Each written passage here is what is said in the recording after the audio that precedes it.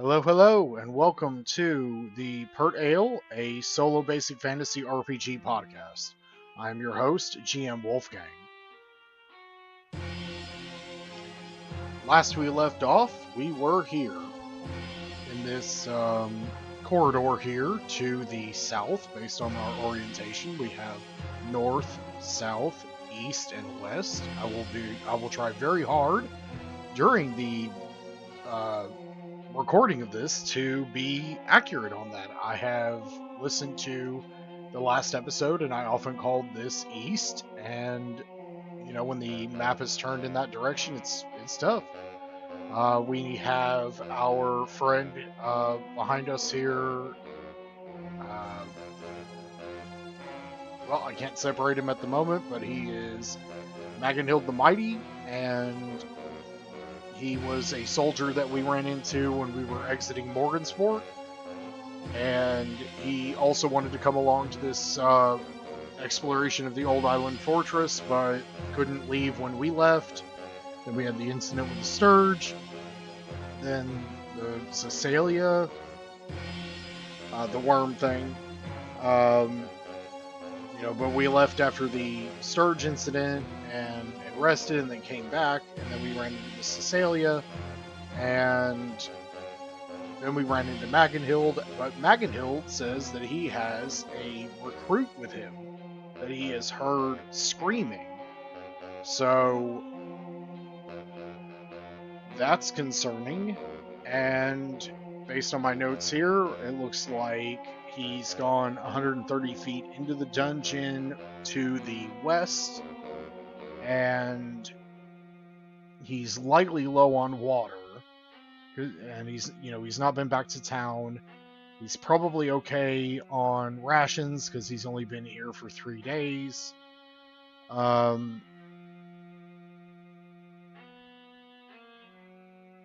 he's not really been much further than the 130 feet in whatever direction.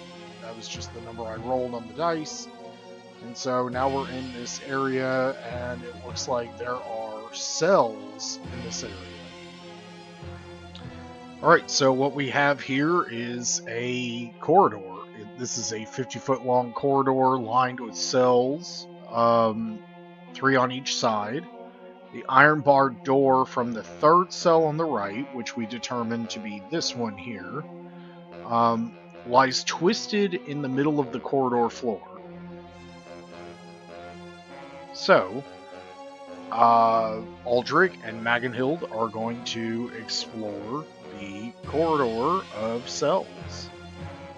So let me pull up my map of the... There we are. Okay, so we're going to explore... Let's do a roll on which side we're going to explore first.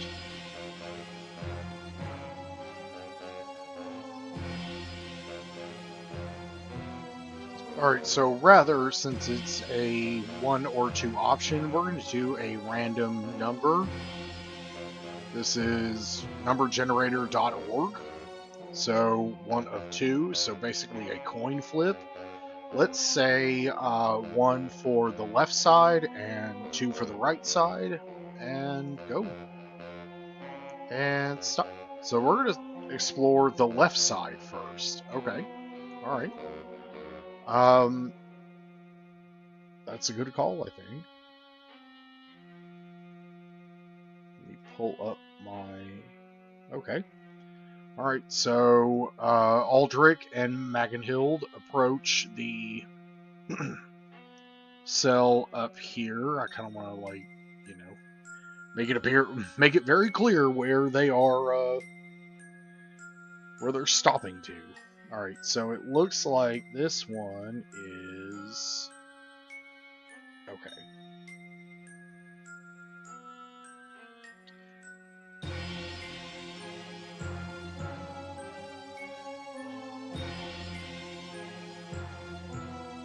Alright, so this is cell D according to the map. So this cell smells of death. A heap of bones in various states of decomposition rests against the wall. It looks like I should check for a stuck door check.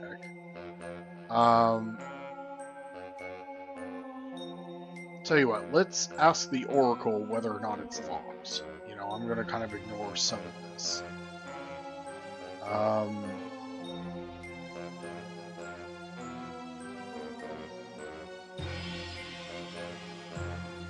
Alright, so let's roll a d6. Is the door stuck?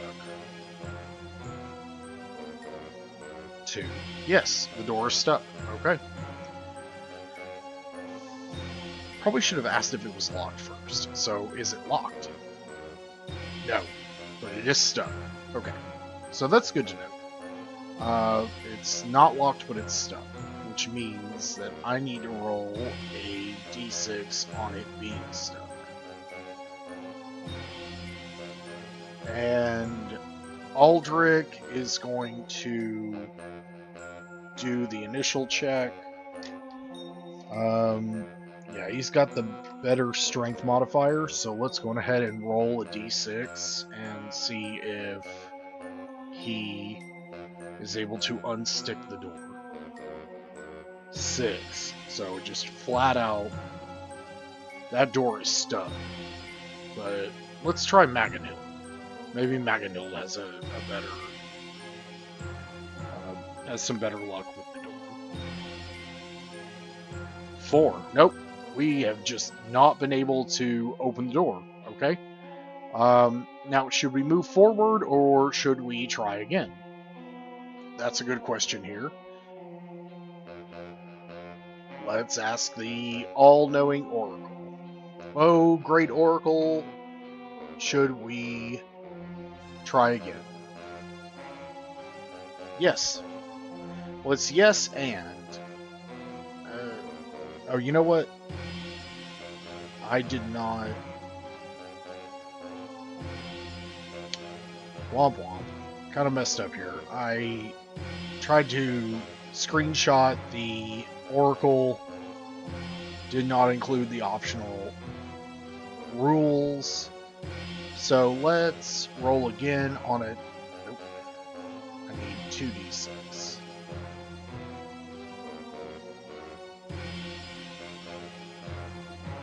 One and 4. So can we unstick the door? I mean, like, we're 2 strong fighters. Can we do it? Can we do it? So it looks like, of the optional rules, that yes, we can. We have a 1 here. But we're back at the verb-noun table. Alright, so let's roll on the verb-noun table. Plus random event. So random event and verb-noun table. Okay. So random event.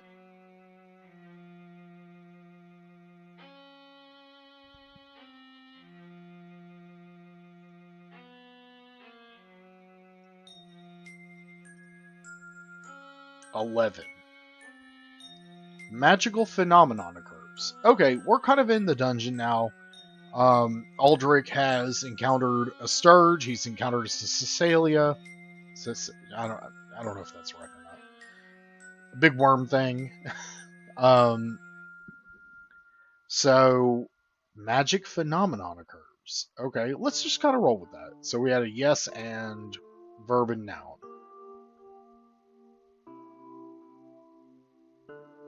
So let's check these D100s. 81. Forget. Okay, forget. 28. Forget book. Alright. Odd. Let's roll on the noun table again and see if we can. 65. Let's see if we can't make that make a little more sense. Otherwise, we'll just re-roll again. Forget mage. Alright, so none of that makes sense. We're gonna hit the verb list one more time. 92. Chronicle. Chronicle 100. Okay. Alright. So what we had was magic phenomenon occurs. Let me think on that for a minute, and I'll get right back to you, and Maybe I'll play it, maybe I won't. Alright, so I've kind of considered some options here, and I think I'm just going to run the room as described in the module. It actually kind of makes sense with the whole magic phenomenon role. So we step inside the room, and all of a sudden the bones, like the cell smells of death. A heap of bones of various states of composition rests against the far wall, was the description. And so, like, we step in, and so the magic phenomenon is that from under the bones that begin to move, they'll be ambushed by a crab spider. And so I'm just going to kind of play that as is. That kind of just makes sense. Kind of falls into what we've been rolling, and I'm not going to stress about it too much. So I guess I'm going to roll surprise for the main characters, for Aldrich and Magenhild. They are both human, so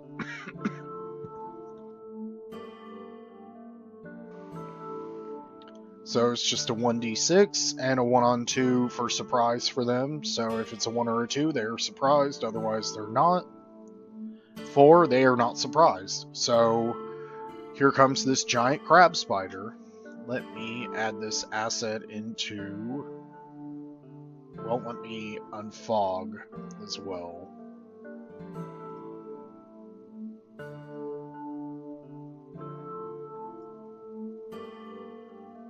Alright, there's that, and let me add my asset.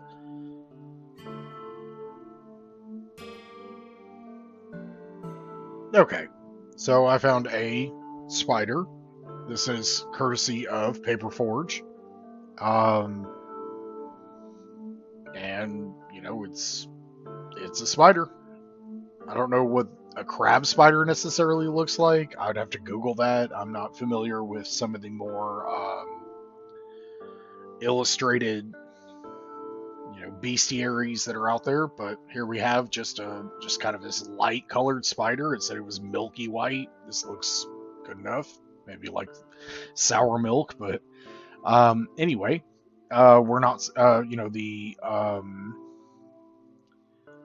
humans are not surprised. Is the spider surprised? Nope, the spider is not surprised. So it looks like we just need to roll for initiative. And so I'm going to roll initiative for the humans. A 1. Okay. Let me double check dexterity for Magenhild, and it doesn't look like he has a +1 on dexterity, but Aldrich does. So we're going to say that's a 2 on initiative.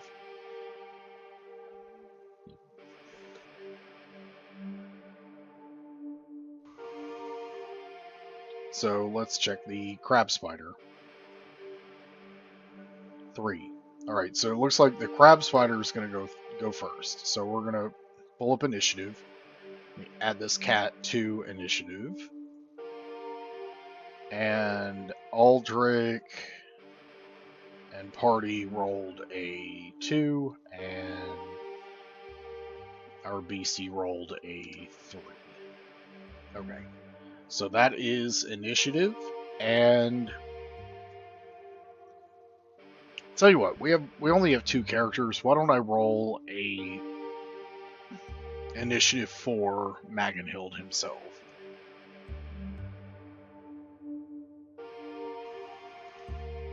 So let's do that real quick. So here's Magenhild's. Oh, he got a 3, but not a +1 or anything. He doesn't have any modifier for dexterity, so looks like he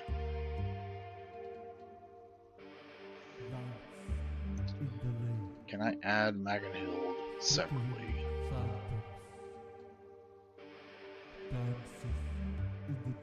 There he is. Alright, so let's do that, and it looks like Magenhild and the crab spider act at the same time. Normally I would roll, 2 different colored dice in my tray, 2 separate D20s. And until I get my overhead camera, we're just going to have to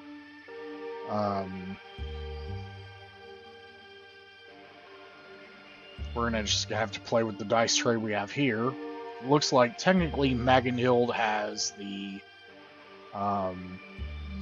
first go based on the list, so let's just do that. So Magenhild is going to roll a d20. He is going to let's see, he has a longsword +1 if I remember correctly. And I need to make a character sheet for him. I've not done that, but it looks like we have a longsword +1, and so I'm going to roll to attack with that longsword against the crab spider. So big bucks, no whammies, womp womp. Absolute just wow. Right out of the gate, Magenhild. Like, you've not done anything. What are you get a nat 1, you literally trip and fall. Magenhild the mighty not. Okay, so now it is technically the crab spider's turn, and this is all the same turn, so what is the crab spider's roll? 19, son of a gun. Okay, well, that is a clear hit to either of us. Aldrich has an AC of 17. Magenhild has an AC of 14. Alright, so now let's go to the random number generator. Again, 1 of 2. And so let's say 1 for Aldrich, 2 for Magenhild for the hit.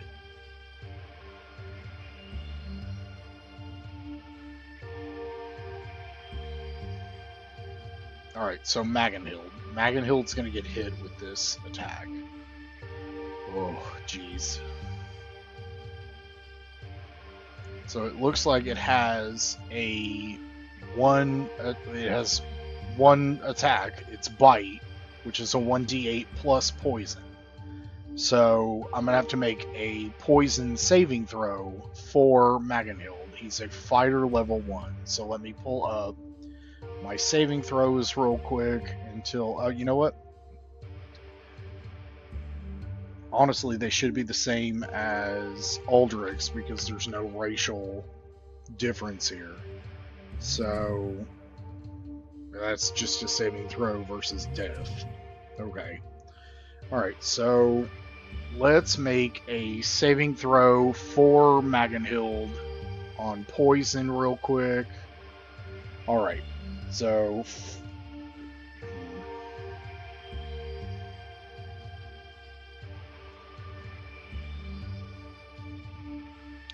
Well, this is very unfortunate for Magenhild. He was supposed to get at least 12 on his saving throw, and he hit a 9. So let me look up the rules for poison when it comes to this. But he also hit, he gets hit with a D8.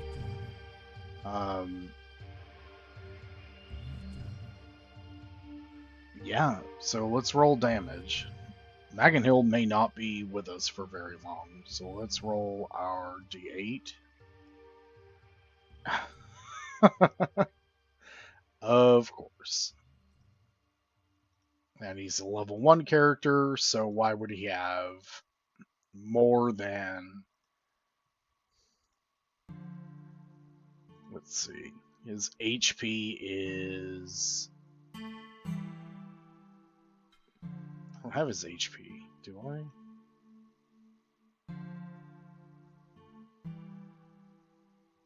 Oh yeah, 7. Bro, Magenhild absolutely just got taken down by this spider. I hate that. And that's one of those things, like, I was reading, if you've not read D12 magazine, I found it on DriveThruRPG. Please check it out. The first, 25 or 28 issues are completely free. After that, you have to buy, you can get the free issue, but then you can pay on Patreon for the full issue. I've not really gone through them, but like I paid the guy anyway. Like I absolutely subscribed to his Patreon. I'm not in Australia, so you know it was just like the low level $2 a month gets me the full D12. Then if you're in Australia, you get the print version as well for like $5 a month. But then it's like $25 a month for anybody outside of Australia, and then you get them quarterly. You get 3 issues quarterly. But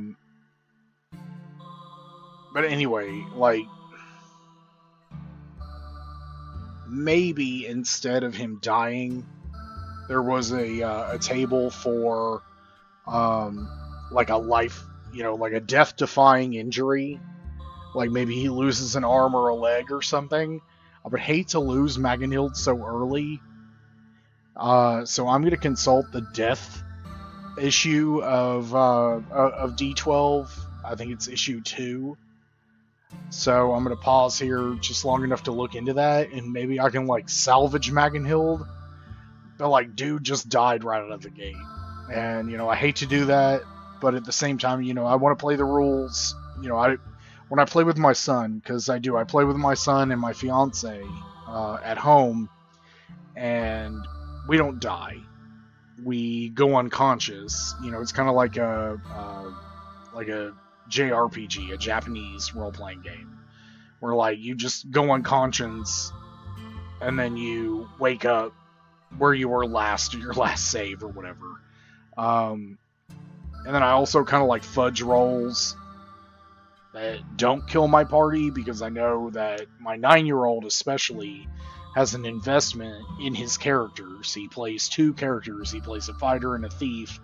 And like, I don't want to absolutely shatter his world with like one of them dying. And so let me try to roll an alternative fate for Magenhild here, because I would just absolutely just hate for him to just keel over and die. And you know, maybe he can be stabilized.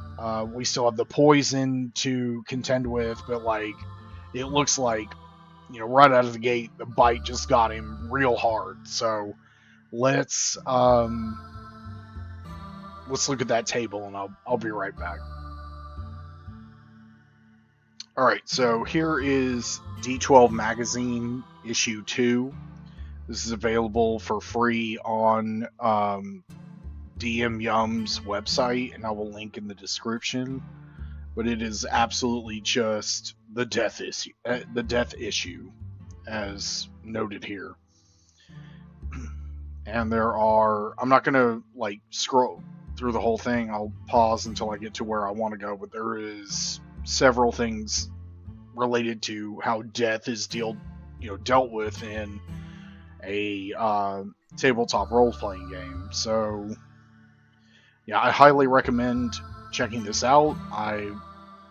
Of the couple of issues that I've read, I've really enjoyed it. It was enough for me to just subscribe on my on Patreon. And so let me look at the death-defying table.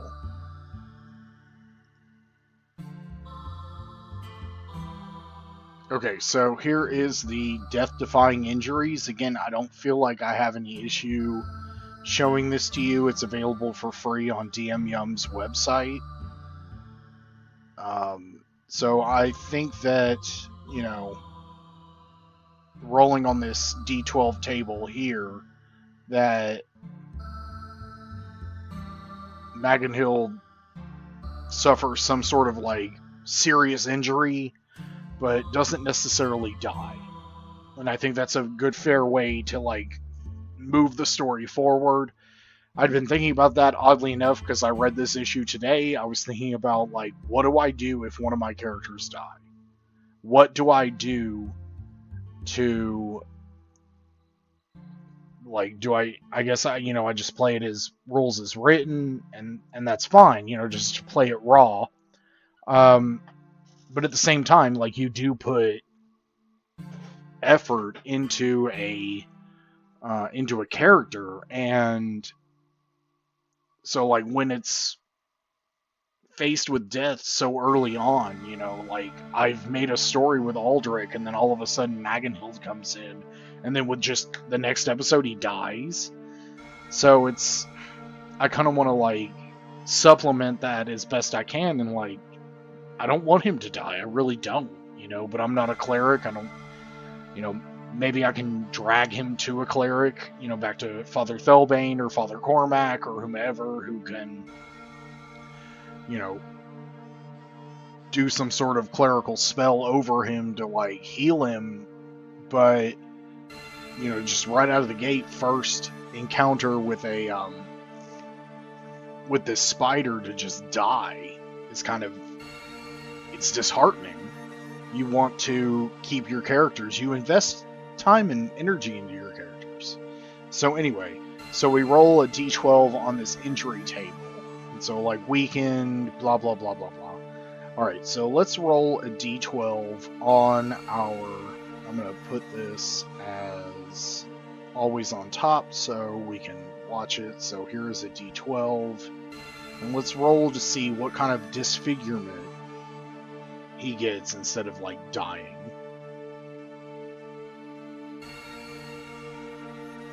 Eight. They determine that's an 8? I don't like that. It's kind of like it could be either. So honestly, it looks like 7 is more lit. So let's roll again. 10. Jaw smashed. Disadvantage on checks involving communication. Alright, so like the spider lunged at him and like caught him in the face. Okay, tell you what. Let's do a best out of 3 on this, because I've never used this table. So best out of 3. So jaw smashed. Numbed. Disadvantage on melee. Loses an eye. Okay.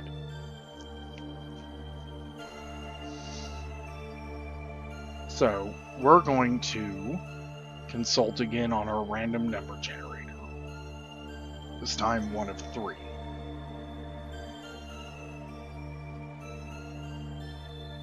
1. So that was going to be our first one, which was going back.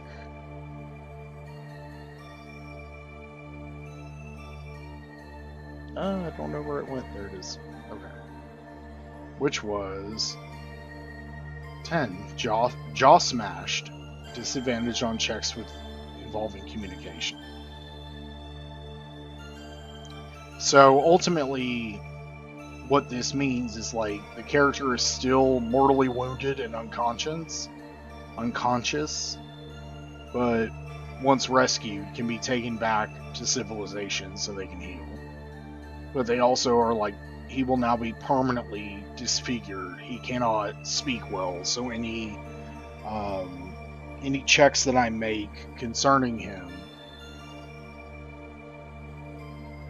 he's going to have, well, like, you know, basic fantasy does not have disadvantage as it does in like, you know, like in 5e, where you roll 2 d20s, I believe it is, and you take the lower of the 2 for disadvantage.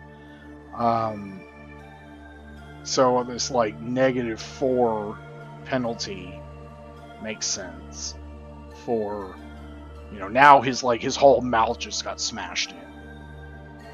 And so here's this level 1 fighter, he's not dead, but his mouth just got smashed in by the mandibles of this this beast. But then we have poison to contend with, so he may still die. So let me look into poison real quick when it comes to encounters in basic fantasy. Because, like, when I play this with my son, I don't normally, you know, like...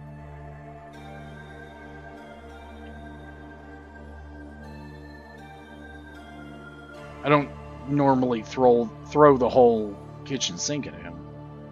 So let me... I'm going to pause, and then I'll be right back. Alright, so it looks like poison is pretty much like a death sentence. Unless I'm reading it wrong. Poison's a death sentence if the save throw is failed.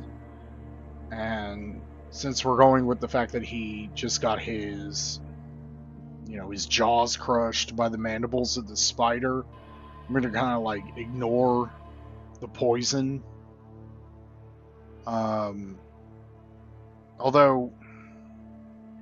I feel like I might be missing.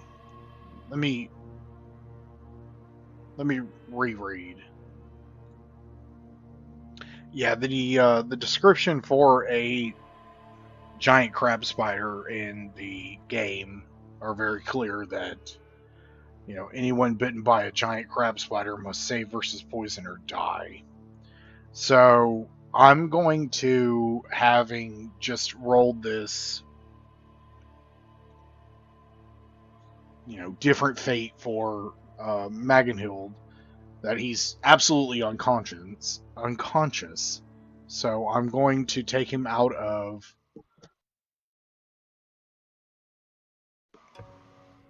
initiative, and I'm going to have to fight the spider or run. So let's see what my attack comes up with, because I may just very well run. So we have Magenhild is unconscious. So I'm going to take him out of initiative. So, alright, now it's my turn. So hopefully I can just beat this cat, but we'll see. Because if my attack is not successful, I'm going to cut and run. Very clearly injured my friend. So what's going to happen now? Boom. Dude. What? Alright.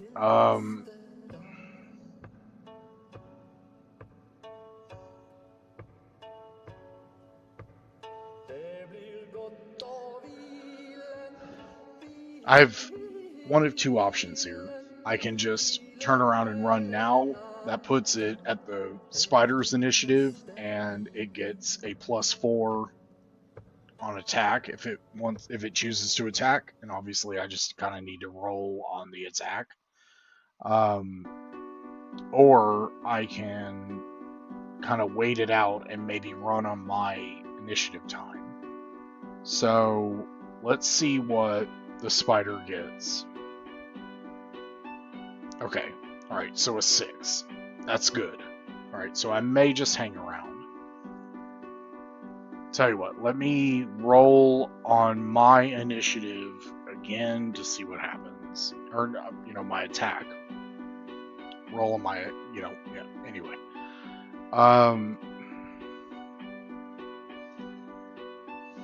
Boom! Nat 20. Alright, so something that I have included in my normal game, my home game that I play with my son, is that nat 20s are critical hits, and so I kind of mimic the 5e rules, which I believe, if I understand them correctly, are you roll double damage dice, and that, you know what I mean? So, like, I would roll a D8 for my battle axe, which is what I would use against this thing.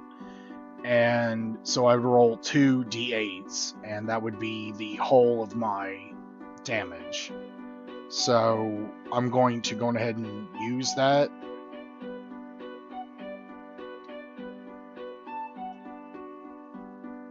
$14. I absolutely slew this beast. He is slain. He is done. He is dead. Remove from initiative.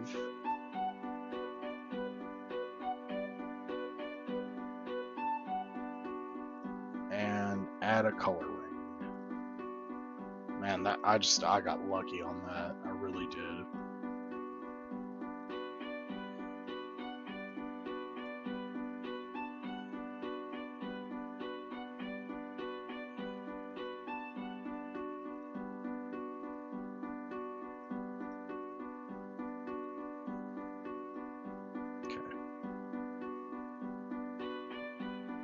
Alright, so that still leaves me needing to get the heck out of Dodge and go back to town for a little while.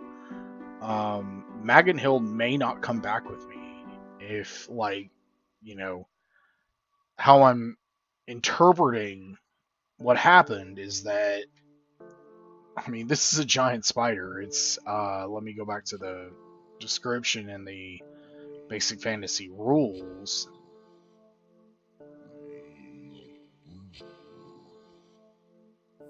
It is 3 feet in length. So I can imagine just like, a spider's mandibles. Look at this thing. It's huge.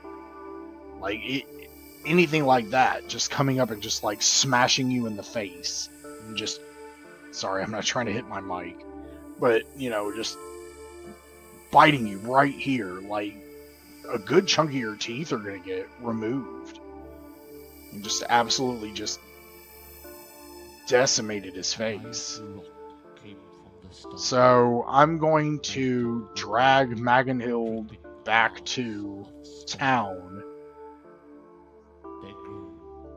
I don't know if Magenhild has a steed, so that might be an interesting thing to roll on. Does Magenhild have a steed? 3. He came with a recruit, so let's see what the Oracle says on that. Yes. Yes, but. Alright, so let's check the yes, but. Let me roll again for the high probability that he would have a steed and I don't have to deal with a but. So. We have a yes, but. I'm just going to roll again. Yes, but. No. Alright, so yes, but. That makes more sense than not. Yes, but. Let's roll the yes, but. Yes, but. Bourbon now. Small issue. Okay. Let's check here. 30. Seek.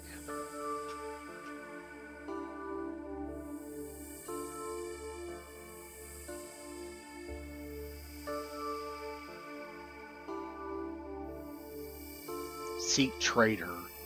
Alright, seek what? Let's try again. 76. Alright. Seek farmer. I'm going to roll a third time. Let's see what happens. 26. Seek ring. Alright, so none of these are really applicable. Yes, he has a steed. Okay. So, or maybe...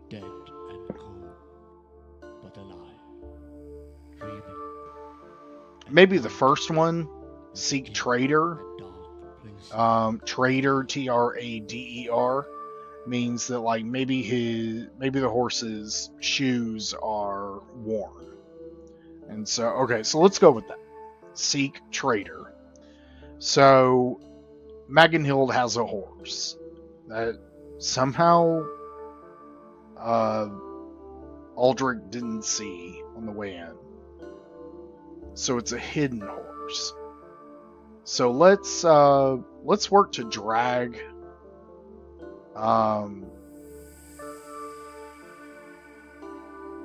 Magenhild out and get him to a healer, and then we're going to.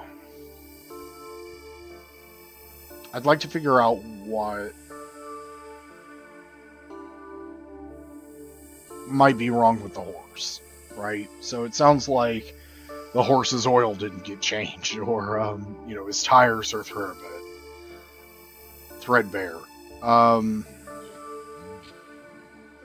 Yeah, let me think on that for a minute. I'll be right back. Alright, so it looks like the basic riding horse. Tell you what, I just kind of guessed as to what he had, and I'm sorry, I was, going over the my notes, making sure that I had the notes for this. So Let's do a 1 of 7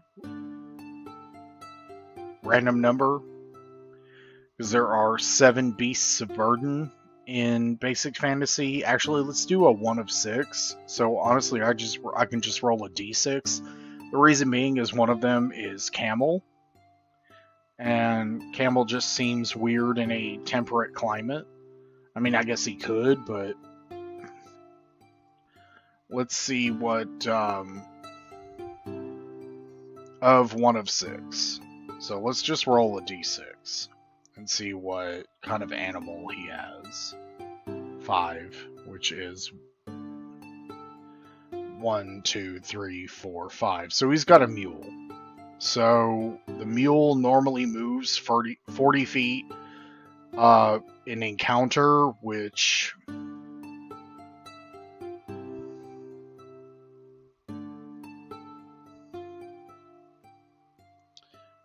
is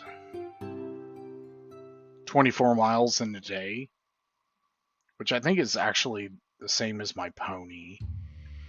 But we rolled the Seek Trader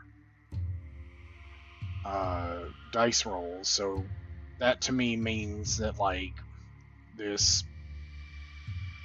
Alright, hang on.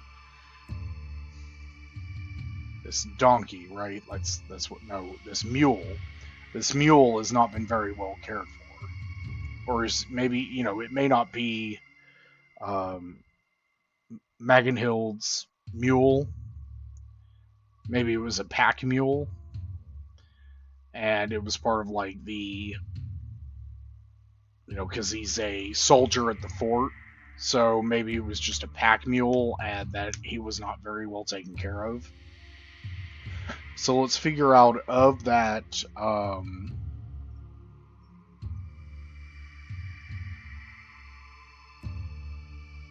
40 feet or 24 miles a day that he's able to go, seeing as how he needs, like, to have his tires changed or his oil checked or his brakes fixed or whatever, you know. So let's roll a d4 and see what, you know, how far he can walk. Each one being 10, so 1 being 10, 2 being 20, etc. And then we'll check it on the wilderness mileage. Which, fortunately, because it's not a very far walk, regardless, I kind of want to play it to the hilt. So let's see. All right, so he you know, in spite of the need for repairs, he can make all 40 feet in an encounter, which is, I believe, 24 miles in a day. Where did it go?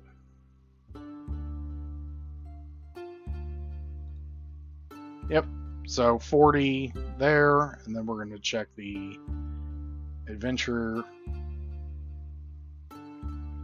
Yeah, so 40 feet per encounter is 24 feet, or 24 miles per day.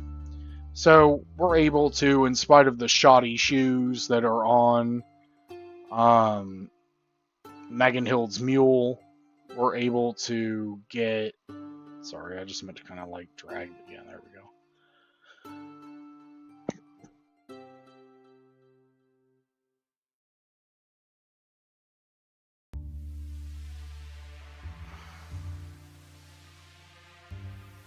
So I assume with this kind of injury that Magenhild's going to be out for a little bit, which puts Aldrich at a precarious position. Does he continue to explore the dungeon alone? He just saw his friend get like absolutely just mauled by a single beast. Or does maybe the the injury that Magenhild received kind of like stir the crowds a bit when it comes to, like the soldiers? Maybe they want to rally around their friend Magenhild. So let's go back to Morgansfort. I'm going to go ahead and do your standard checks going out, I believe. So we've got my encounter movement is 20, so that is 60 feet on the map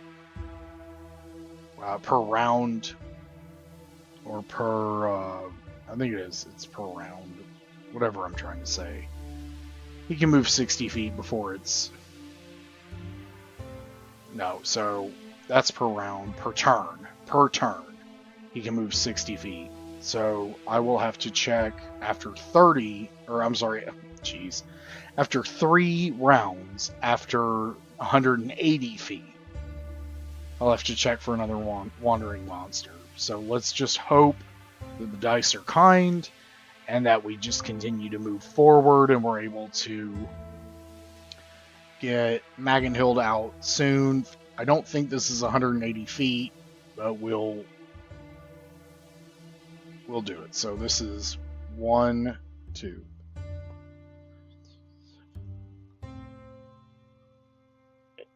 8, 9, 10, 11, 12, 13, 14, 15. All right, so we're out. I'm going to go ahead and just put it there and then pull up Morgansfort. I'll assume, I've not really kept with the time so far. I ought to work on that, but I can roll. That's what I have this for, is for the times on a 24-hour clock, and then weather as well. So let's do that. So we've exited the dungeon. It is now what time? 3 o'clock in the morning. Okay, all right. It could very well be 3 o'clock in the morning. We've been in the dungeon for a while. Okay. Now let's roll on weather, and I'm gonna have to pull up a different supplement for that. So, all right. So I have once again the populated hexes weather generation tool.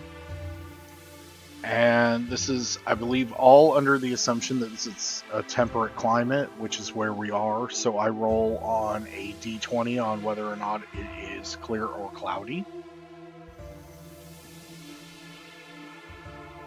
It is clear.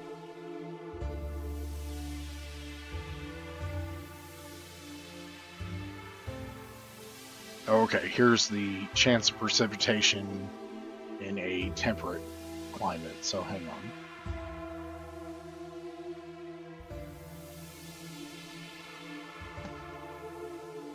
Alright, so we roll the d20 again. 13. Clear all day. So we get out, it's 3 in the morning, it's clear. So no weather that we have to deal with, and so it takes us, we can go 24 miles in a day, which is a mile an hour. There's only 120 yards per square on the map.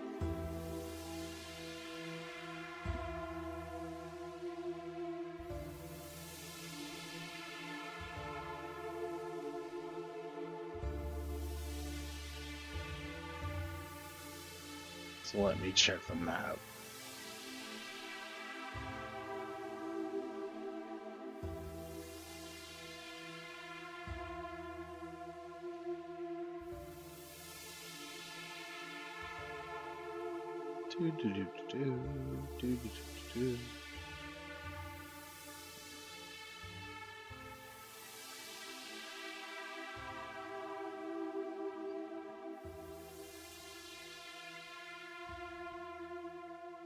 Alright, so I'm 99% sure that we did this conversion before, that it was already just like half a mile from the fortress to Morgansfort. So, they're there in well, in 24 hours, 24 miles a day. I think that's based on an 8-hour trip. So, I mean, like, at the end of the day, it takes them on their steeds, let's say at max 30 hours. Or, jeez, 30 minutes. Um,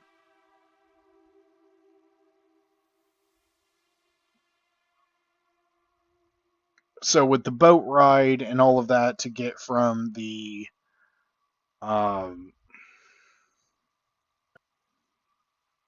that's not what I want to pull up.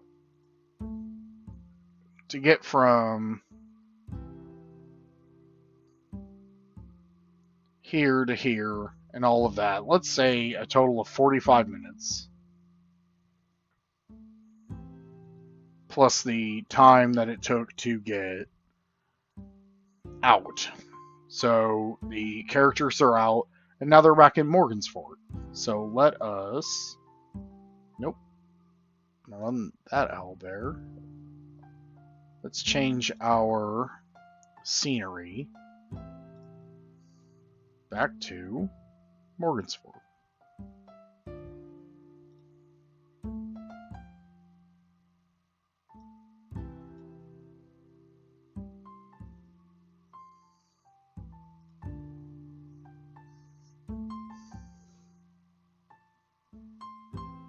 Okay. So they arrive at the gate. They don't have any treasure to account for all of that. It's kind of like,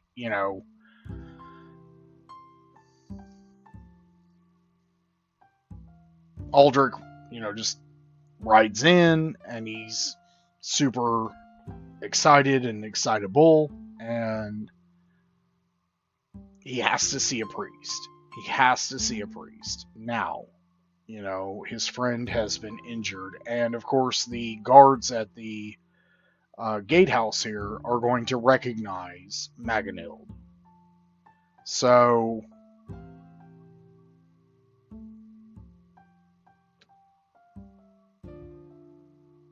they just honestly, they just let him through. Here Aldrich is, because what he did is he put Magenhild on his mule, and kind of like just laid him over the mule. He's unconscious, and he kind of just tethered the mule to himself on his pony, and they rode in, and oh my gosh, is that Magenhild? Is kind of like the echo of the soldiers at the gate, so they just let him through. And so, just the quick journey. This is not moving as smooth as I want to, so we'll just use the mouse. So just this over to here. Actually, we kind of stop here. And so on a random number generator between 1 and 2, do we go for Father Thelbane, or do we try to find Father Cormac? And so 1 being Thelbane, 2 being Cormac. Let's see what we come up with.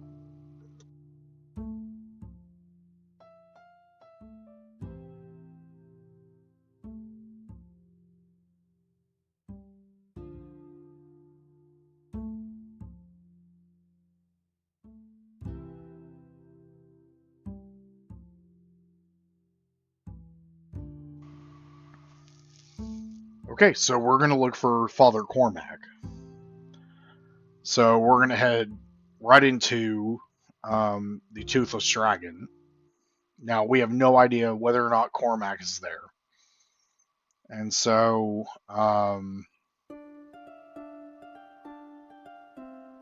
say that's a 50-50 shot.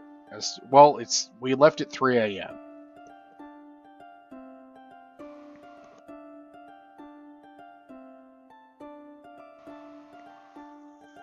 We left at 3 a.m.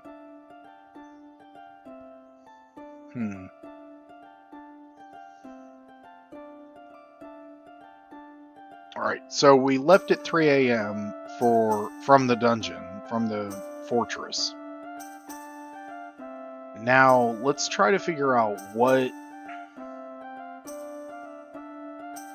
possibility Father Thelbane is there. So let's go back to the Oracle.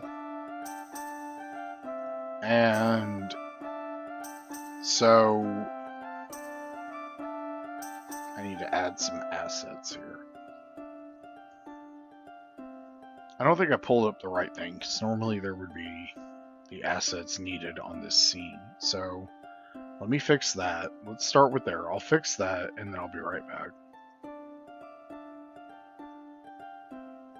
Okay, so Aldrich makes his way into town. It's 3 in the morning, and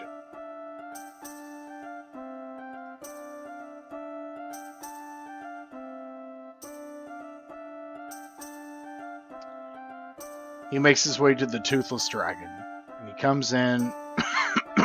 Excuse me. He comes in and he finds Garnoth, at least one drunken townsman, and one of his daughters.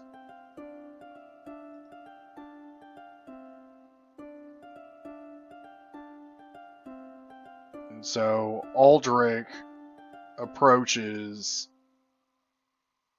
Garnoth and says, have you seen the priest? Where's Father Cormac? And so we're going to roll on a d6 on the Oracle. Has Garnoth seen Father Cormac? Honestly, though, it's 3 in the morning, so like maybe in the last 30 minutes. So let's do a random number generator of 1 of 30.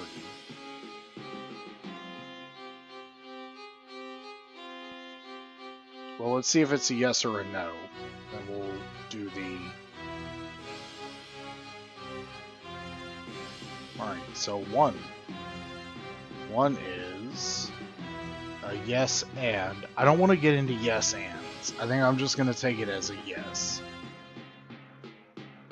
Or I could roll another one. Let's roll another one on the whole 2d6. Yes. You know, there's a high probability he's... Well, let's see. Alright, no. So yes, yes and no and. Alright, so I'm going to go with yes. He's seen him in the last 20 minutes. Okay. Is Father Cormac here? Now this will be the roll. No, but. Alright, okay. So no, but. Let's see what.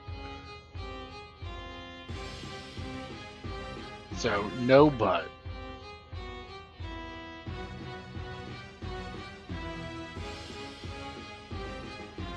Roll on verb down. Alright. So, rolling on verb noun, we have 50, even, which is ally.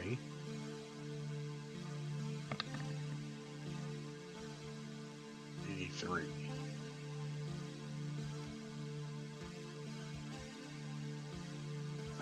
Ally artist.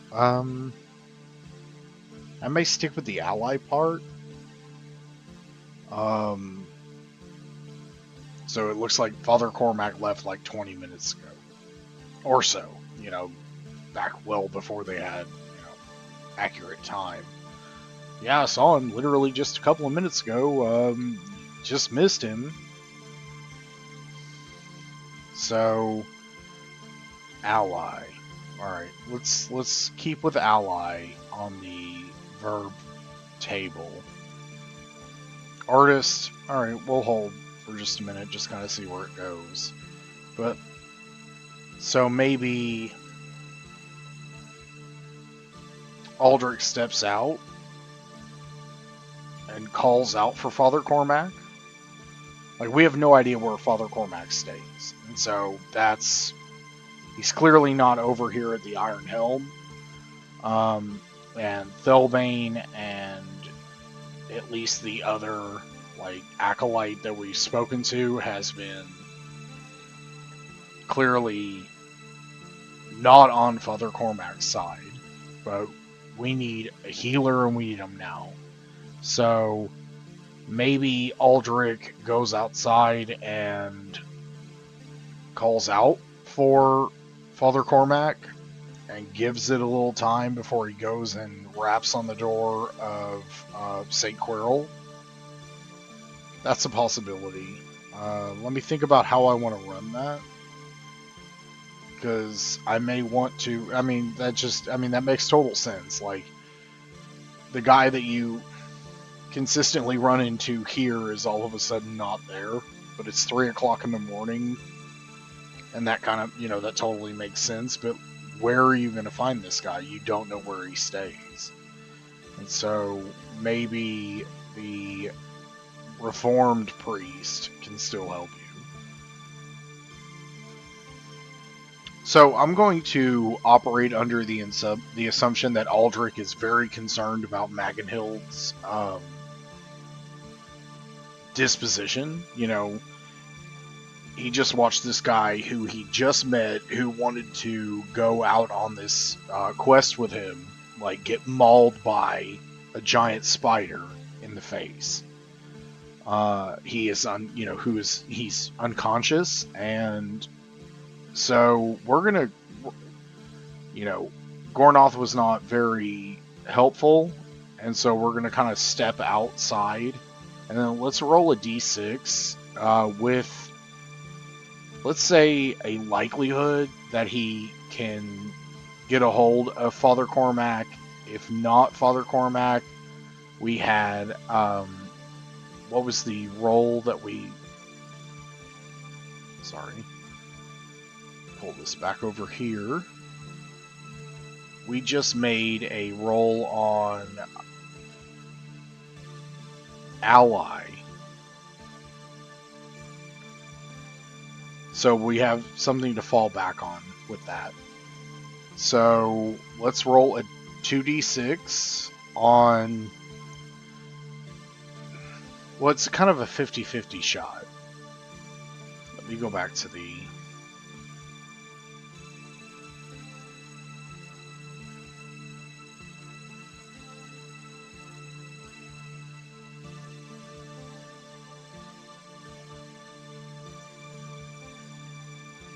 Alright, so there are really no real options for a 50-50 per se, and I don't want to bust out Mythic again.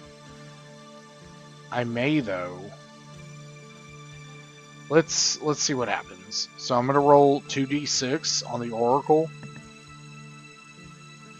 Alright, so it looks like the lowest is 4, which is, both are no. No, but. Okay.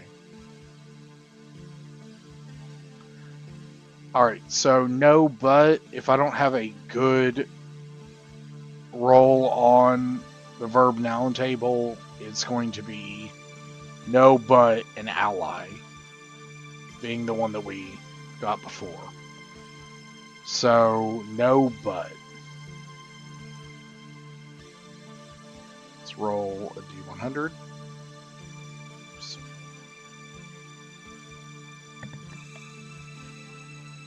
7 oh, what?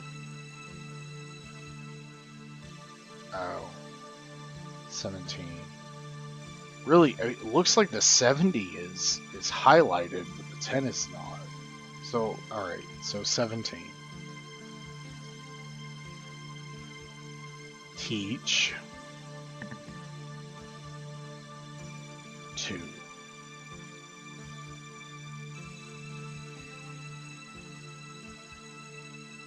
Ally. So we're back at ally. Okay, so let's just roll with the ally angle. So Aldrich, with Magenhild like over his shoulder, just comes out and just calls out, Father Cormac, Father Cormac, Father Cormac, are you there? I need you. Father Cormac, please come. You know, just calls for help. Anybody, please help.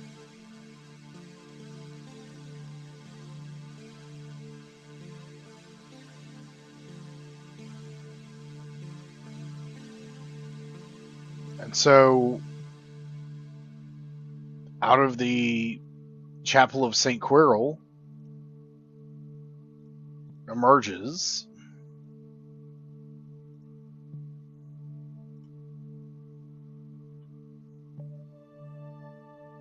Father Thelbane. I think his font is a little different than everybody else's. Sorry, one second.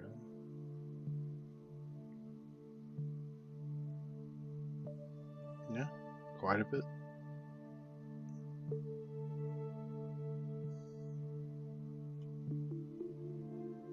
There we go. And so, Father Thelbane, what's his attitude? We're going to check his attitude real quick.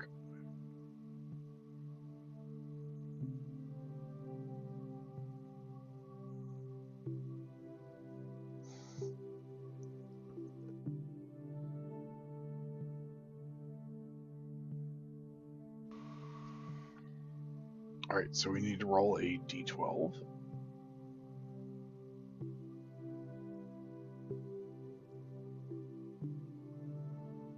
6. Neutral. Okay. Maybe. It's 3 o'clock in the morning, though, so he might be kind of agitated. So let's roll again. 9. Friendly. Alright. One more. 6 again. Neutral. Okay, so just kind of like, what's all this shouting about? My goodness. And so Aldrich makes his way over to Father Thelbane, and he, just describes the, the issue. Like, we were in the old island fortress, and of course, Father Thelbane is like, why were you in there? I told you that it was not a big deal, and blah, blah, blah. But, ultimately he can see Magenhild is in some serious trouble. And Thelbane is a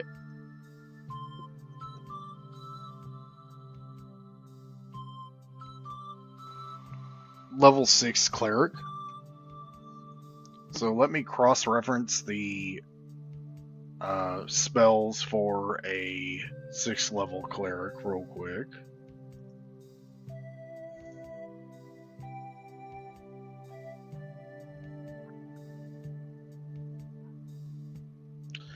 So it looks like they have heal, regenerate, and restoration. So let me see what these mean. So heal means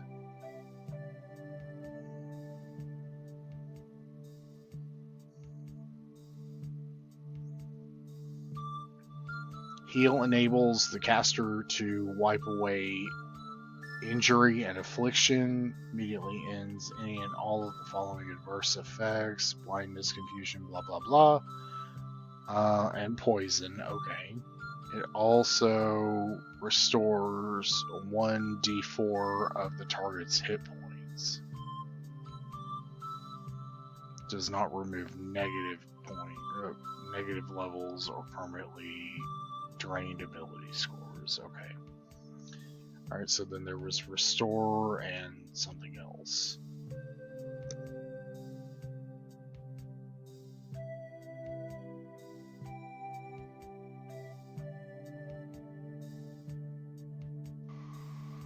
It occurs to me I can share this with you, so just one second. Regenerate and reincarnate. No. regenerate, and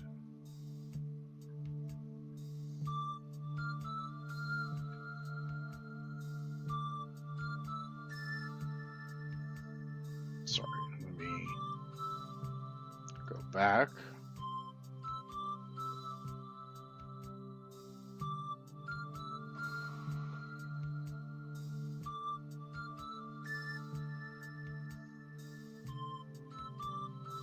Sixth level spells. Restoration and regenerate. Okay, so regenerate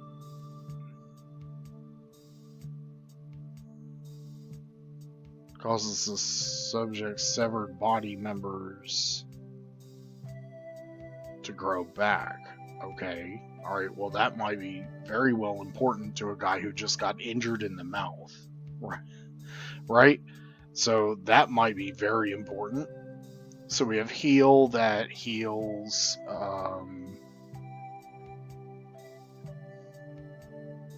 sorry.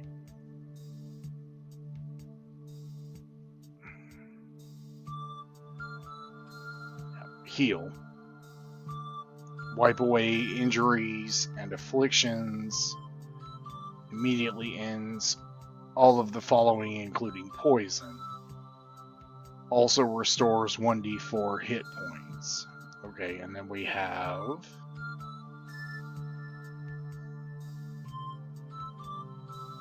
let me just do that, and then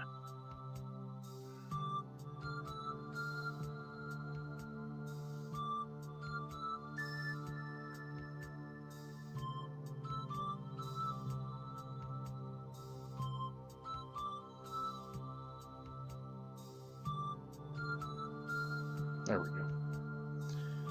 So, heal, regenerate, and restoration. So regenerate, heal would take care of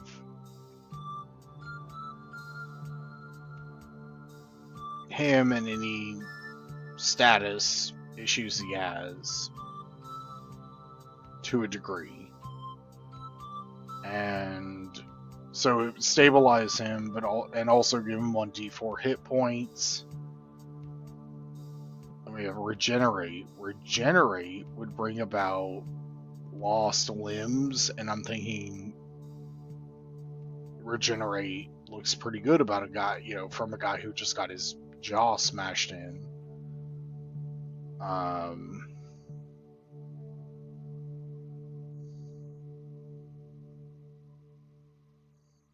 Broken bones, blah blah blah. Okay.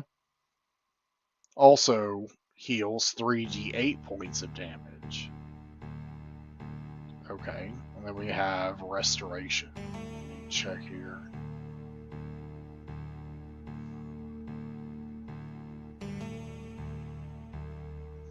Each casting level of the spell removes a single negative level from a creature who has suffered energy drain. Alright, so no energy drain here, so it looks like the best spell that I would ask Father Felbane to perform on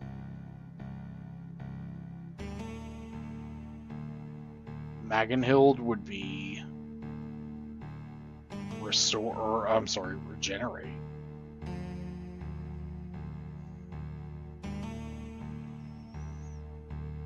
Okay, so I think regenerate makes the most sense of, the spells that Father Felbane could do for Magenhild.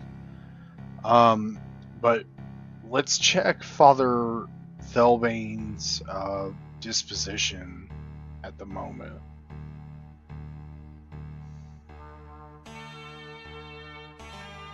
What's his attitude? Apathetic. Okay, so he's not super helpful. He was kind of neutral to begin with, and now he's apathetic about the fact that this guy is just, his mouth got smashed in, and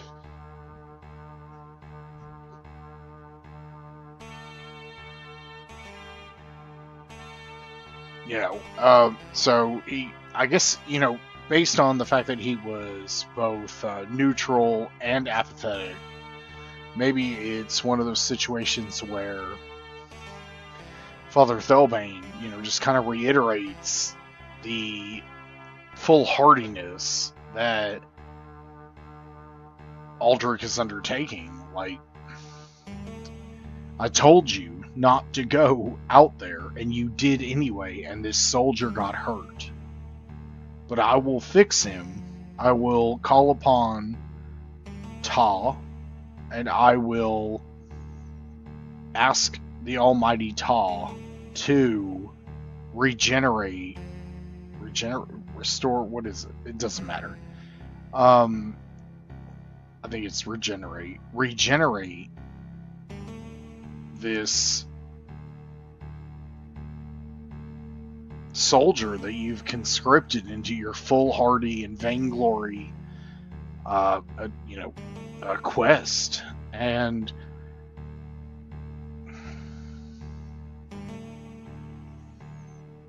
obviously Aldrich doesn't particularly care for the rebuke that's being given to him. Like, this is just kind of like this stern priest. And I don't think I rolled the race on him. I just kind of followed it from the module. But it looks like Father Thelbane is a dwarf, and so that might explain a few things. Maybe inferiority complex, or I know that I ultimately produced a dwarf cleric for Father Cormac, but I've not really rolled their races. That's interesting. So they might both be dwarves. But long and the short of it, ultimately, Thelbane helps out Magenhild, and he is able to restore, what was it? It was 2d8 or 3d8. Honestly, it really doesn't matter so long as 3d8 points of damage. So let's roll 3d8.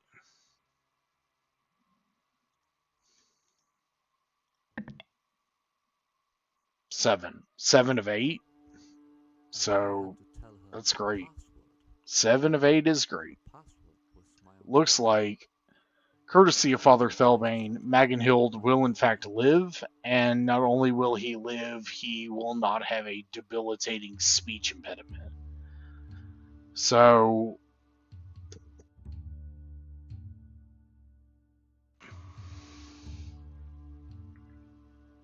everything is right as rain for Magenhild. But he's going to need some time to recover, I assume. So we're going to pause the game here, and we're going to kind of let a couple of days, maybe a full week, go by before we enter the fortress again. Maybe we can, after Magenhild's, his injury, and he kind of, like that kind of rallies the troops. Maybe we wind up with a little bit of, a bigger party. So after this, I'm going to assume let me just, you know what? On a random table of 1 to 7, I don't have that open, unfortunately.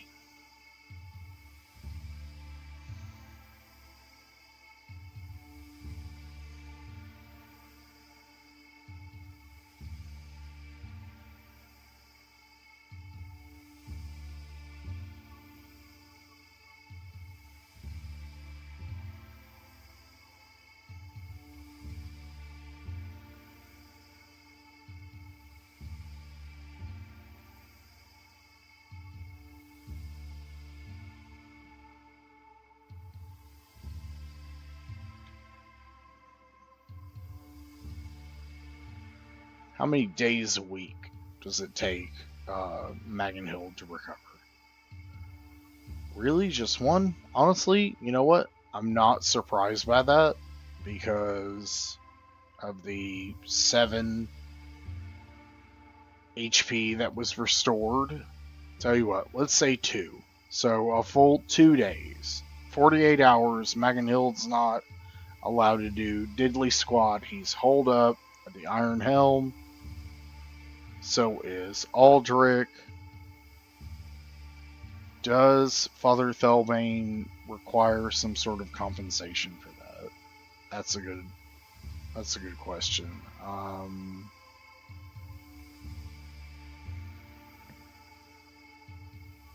think that's a no. Pretty sure. No. I mean flat no. No, like no or no ands, ifs, or buts about it. Okay. So no, Father Thelbane has decided that he does not require any sort of compensation, but he actively again requests that Aldrich and any party just kind of stay away from any of that. Clearly, it's dangerous. You know, you just got your face bitten off, blah, blah, blah. So, I'm really curious about Father Thelbane. Like, what's his angle? Why is he so upset about all of this? And it's a good place to pause here. And so we'll pick up next time. And also, like, where is Father Cormac? Where is this guy? And we have a lot of questions that are to be answered. I have slightly better notes. Hopefully, the story just continues to get as good as it is, because it's getting really good. And yeah, went a little over this time on my time, of an hour and some change, but not as much as last time. We're just really grateful that Magenhild is alive, and Thelbane was kind enough to like cast restore or restoration or whatever the spell was. Regenerate. He was able to regenerate on Magenhild, and so our NPC is not dead. And maybe I kind of fudged it a little bit, but you know how it goes. Again, just like you put so much effort into these characters, and you just don't want them to die. And so we got kind of a good outcome here. I don't know if I'll play the same angles next time when it comes to death, but like really to just like have your half of your party just completely decimated, and then rolling on a disfigurement table, they were disfigured, but fortunately not only did they die, which is fortunate, but then on top of that they were also fortunately regenerated by a priest.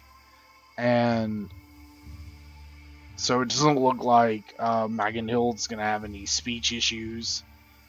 Well, let's check on that. So